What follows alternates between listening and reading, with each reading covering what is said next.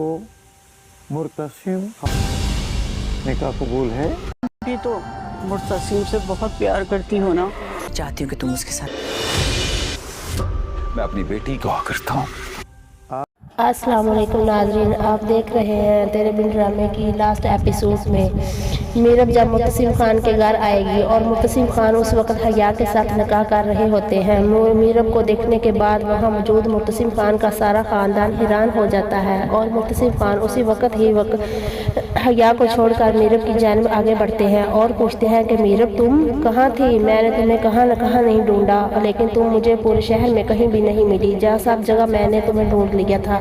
थक चुका था, हार चुका था, टूट चुका था। तुम्हारे बगैर एक एक पल भी मुझे सर्दियों के बराबर लग रहा था, लेकिन तुम मुझे कहीं भी नजर नहीं आई। तो माँ बेगम ने आखिरकार मुझे मजबूर किया हया से शादी करने का, ताकि मैं अपनी ज़िंदगी का कुछ फिर से आगाज़ करूं। और माँ बेगम ने मेरी और हया की शादी करवाने का फैसला किया। और इतने में मीरब मुर्तसिम खान की बात काटते हुए बोलेगी, वाह मुर्तसिम वाह, तुम तो बड़े ड्रामेबाज निकले। मैं तो तुम्हें सिर्फ बेवफा समझती थी। जब तुमने मेरे साथ जो किया वादा उस रात मरियम की शादी के वक्त तोड़ डाला था, लेकिन तुम तो झूठे भी निकले हो। तुमने क्या समझा, बेहया से शादी करने का फैसला थाम लिया। यही ना कि मैं रोहिल के साथ भाग गई हूँ और मुल्क से दूर रोहिल के साथ अपनी ज़िंदगी गुजार रही हूँ बड़ी खुशी के साथ। इसीलिए आप 2 साल के अंदर ही मसरूफ़ हो गए। वाह मुर्तसिम वाह, तुम तो फ़रोख की तरह पत्थर तोड़ कर वहाँ से मेरे लिए दूध की नदी भरने वाले थे।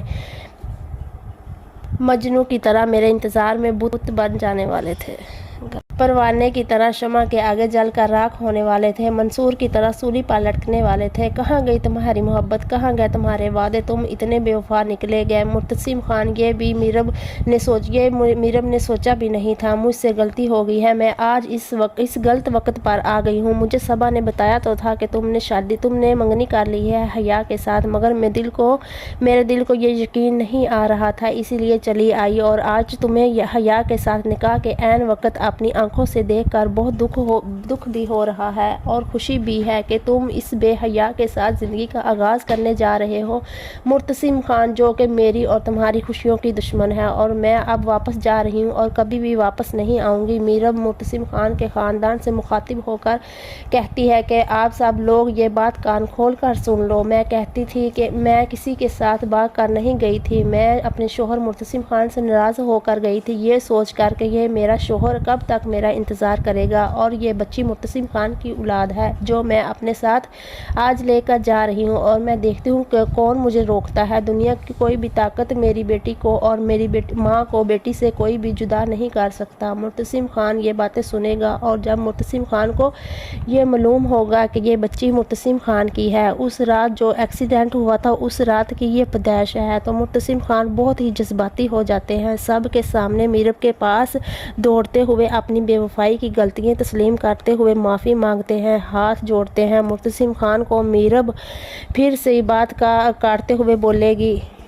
बस जाने दो, मैं तुम्हारी इन गलतियों को कभी माफ़ नहीं करूंगी। मुर्तसिम खान दोबारा से हाथ जोड़ते हुए सब के सामने कहेंगे, ये खुदा के वास्ते, इस बच्ची के वास्ते हम तीनों को इस तरह से फिर से जुदा ना करो, फिर कुछ होश से काम लो। लेकिन मुर्तसिम खान को माफ़ कर देगी। और जब मीरब वापस आकर खुशी मुर्तसिम खान के साथ ज़िंदगी गुजारना शुरू कर देगी, तभी हया तमाम ज़िंदगी के हार मान लेगी कि अब मुर्तसिम मेरे नहीं होने वाले, और वो कहीं और शादी करवाने के लिए राज़ी हो जाएगी। और माँ बेगम भी हया को समझाएगी कि पहले और बात थी, अब मीरब की बेटी है, अब मैं आपका साथ नहीं दे सकती, लिहाजा आपको अब चाहिए कि आप कहीं और शादी कर लें। और हया भी मान जाएगी शादी करवाने के लिए और सोचेगी कि अब जाना ही होगा मुर्तसिम खान की ज़िंदगी से। माँ बेगम और मुर्तसिम खान इसकी कहीं और शादी करवा देंगे।